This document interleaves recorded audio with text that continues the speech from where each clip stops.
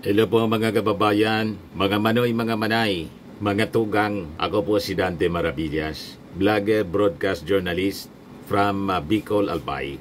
O ngayon, pag-usapan muli natin yung mga karumal-dumal na ginagawa ng Senado. Una, yung sa impeachment case laban kay Sara Duterte. Gustong i-AGK, gustong patayin yung impeachment case. Ngayon, inakusahan mga kababayan ni House spokesperson, Attorney Princess Abante, ang Senado na pinatay mga kababayan yung 200 pesos wage hike bill. Another controversy mga kababayan. Sabi dito sa balita ng Philippine Daily Inquirer, House spokesperson Abante says Senate killed the 200 pesos wage hike bill. Kita na ninyo? Talagang notorious itong Senado. Nakakahiya, mga kababayan. Kailangan talaga siguro i-abolish na natin itong Senado. Wala nang pakinabang po. Una, yung gustong pumatay, nagbantang pumatay sa ating Pangulo, kay First Lady Lisa at Martin Romualdez, matapos ma-impeach ng Congress, yung kaso gustong i-dismiss, gustong patayin ng mga senador. 18 mga hudas na senador, sabi ni Judas Balasubas, sabi ni Father Flavi Villanueva. Ngayon, ang pinatay, mga kababayan ng mga senador, yung 200 pesos across the board, wage increase para sa ating mga manggagawa. So gusto nilang patayin sa gutom yung ating mga manggagawa. Yan ang sabi po dito ni Attorney Princess Abante. So sabi po ni Attorney Abante, the Senate did not want to convene a bicameral conference committee on the proposed minimum wage hike bills and preferred that their version of the measure be adopted instead. Yung version nila, 100 pesos lang po ang gustong ibigay na increase. Gustong baratin po ng Senado. Kampi sa mga employers talaga ito, sa mga mayayaman. Nakita na ninyo kung sino ang pinagdilingkuran ng Senado? Yung mga workers nga po, na gusto na dito sa 200 pesos, although yung pinopost nila sana, 600 yata o 700 pesos, across the board increase per day. Ang gustong isulong ng Senado mga kababayan, 100 pesos lang. Payag kayo mga manggagawa? Sabi po ni Abante, it seems 100 pesos wage hike niya is too low, napakababa for the House members' preference. Let us not sugarcoat it. The Senate killed the 200 pesos wage hike bill. Last night was the final session of the 19th Congress. No BICAM, no compromise, no wage hike. And the reason is simple. The Senate does not want to talk. What they want to happen is that we just accept the 100 pesos bill entirely. Why anya? Bakit? Why is the Senate shortchanging the workers? Tanong mga kababayan ni Attorney Abante. Ito, pakinggan natin yung sinabi po ng spokesperson ng Kongreso. Let's not sugarcoat it. The Senate killed the 200 peso wage hike bill. Last night was the final session of the 19th Congress. No BICAM, no compromise, no wage hike. And the reason is simple. Ayaw ng Senado makipag-usap. Ang gusto nila, tanggapin na lang ng tao ang 100 pesos nila. Bakit? Bakit binabarya ng Senado ang mga manggagawa? Tumaas ang kilay ng mga BICAM conferees namin nung tanungin kung ano ang nangyari. They were ready to sit down. They were ready to defend the 200 peso proposal and fight for labor, only to find out that the Senate had no intention of meeting at all. We were ready to deliberate. We came in good faith. But what the Senate gave us was a take it or leave it ultimatum. Wala silang balak makipag-usap. Ang gusto nila, susunod lang kami sa gusto nila. That's not how democracy works. And that is not how we should serve the people. This was not a reckless proposal. It was a responsible, well-considered measure. But instead of a dialogue, ang binalik sa amin ay tahimik na pagtanggi at pagmamadali. The people deserve accountability. Hindi ito pagkukulang ng Kamara. Ginawa namin ang aming trabaho. Pero ang Senado, iniwan sa ere ang manggagawa. This is not the end. Hindi bariya ang kailangan ng mga manggagawa. Ang kailangan nila, sahod na makatao, sahod na makatarungan. The House stands with labor and we will keep fighting. Alam na ninyo, ang Senado mga kababayan, gustong baratin yung ating mga manggagawa.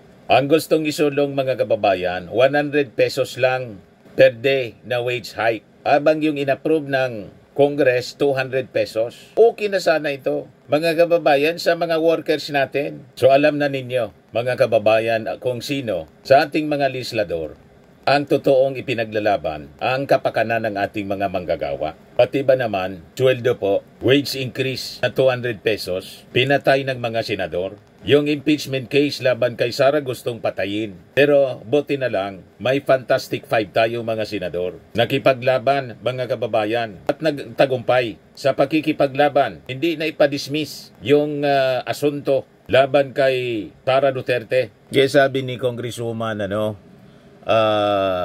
Jinky Luistro, buhay na niya ang kaso. This shows na tuloy na ang impeachment trial. No one can stop this anymore because jurisdiction has been acquired already by the impeachment court over the person of the respondent.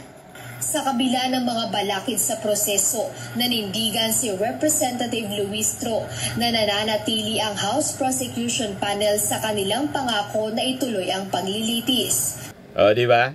Tuloy ang paglilitis base sa report ng UNTV. Kahit gustong patayin yung impeachment case, hindi sila umobra sa ating mga magigiting na senador. Si Risa Ontiveros, si Coco Pimentel, tapos si Grace po, si Nancy Binay, at saka si Win Gatchalian. The Magnificent Five, mga kababayan ng Senado, laban sa 18 Hudas at Balasubas.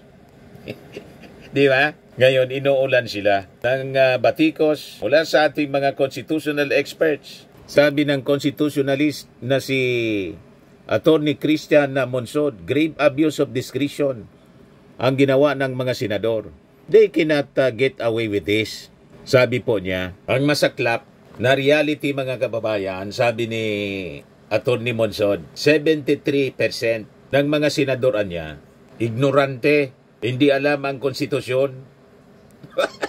Yan Monsod. Ito ang mga senador may be part of the 70% who do not know the Constitution. 70% hindi pala ng Senado, kundi 70% ng mga mamamayan siguro ang minimin. Parte niya itong mga senador sa 70%, 73% na hindi alam ang Constitution. Matindi. Pero alangan man po si Chis Escudero, na isang brilliant lawyer, hindi alam yung konstitusyon, hindi ka panipaniwala. Ang tingin natin talaga, alam niya kaya lang, sinasadya niya talaga para protektahan ang akusado, si Sara Duterte. Sa kung anong rason, hindi natin alam kung ano ang rason ni Chis Escudero, bakit niya ginagawa at pinahamak niya, pati yung institusyon, nilagay niya sa kahihiyan, pati yung kanyang sarili.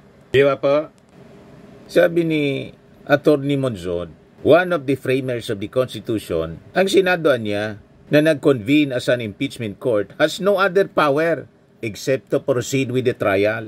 Nag-motion si Bato na i-dismiss yung impeachment case. Imbes na i-declare ni Chis Escudero bilang presiding officer na out of order yung motion, inayaan niya si Bato. So nagmukhang ignorante, mga kababayan, si Chis Escudero na isang brilliant lawyer po. Kahiya-hiya yung ginawa ni Chis Escudero, mga kababayan, sa Senado. Mas marunong pa si Tito Sen saka si Ping Lacson. Sabi ni Tito Sen, hindi niya yan maari. Hindi niya pwede na mas mataas pa, supreme pa yan ang plenaryo sa konstitusyon. Mas supreme ang konstitusyon kaysa plenaryo ng Senado. You see? Mga kababayan, sabi ni Christian Monsod, well, maybe it's true, right? Because the surveys says 73% of the people have not read or know very little about the Constitution. So, they're probably part of that 73%. May God have mercy on us. You see? Kaawaan-nawaan niya tayo ng ating Panginoong Diyos. Si Bato de la Rosa, sinabi pa na guided kasi daw siya ng Holy Spirit. Baka evil spirit o espiritu ni Kibuloy, humiwalay na siguro. Diba? Sabi ni Monsod, the impeachment trial anya can cross the next Congress despite challenges. However, he also said the issue might also be raised to the Supreme Court. In other words, anya, they want to kill the impeachment. The Constitution is very clear. But you know, they ignore the Constitution. Yan ang totoo niyan, mga kababayan. Hindi wala silang alam. Alagad man si Jesus Escudero, hindi niya alam. Or si Alan Peter Cayetano, ignorante sa Constitution. Hindi po maaring ganun. Talagang sinadya nilang i-ignore ang ating Constitution. Di baling magmukha silang moron. Basta kampihan lang si Sara Duterte. Sabi ni Laila de Lima, kakaibang korte ito? Korte ng kababalaghan? Sabi ni Laila de Lima, ano yan? Korte o kulto? Yung korte ng Senado po, naging kulto na ni Sara.